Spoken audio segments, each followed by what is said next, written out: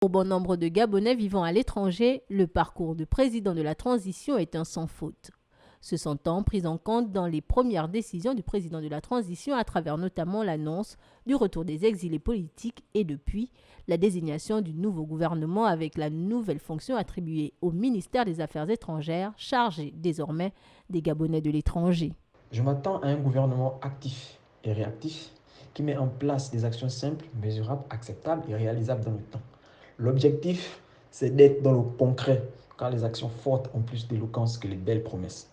Nous encourageons vivement la prise de mesures concernant l'assurance maladie. En effet, beaucoup de Gabonais à l'étranger décèdent faute de soins par manque de moyens.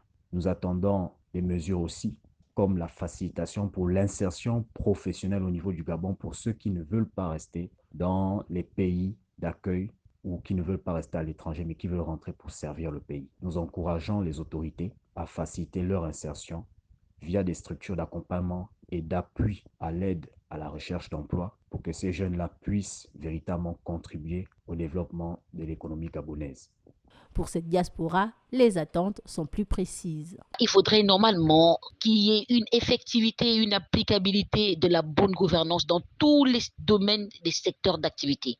Car je pense que la restauration, nos institutions passent aussi par la restauration des personnes que l'on va choisir pour assumer pleinement ces institutions. Ce lundi, le comité de transition pour la restauration des institutions au Gabon a dévoilé le bureau du Sénat et le bureau de l'Assemblée nationale de la transition.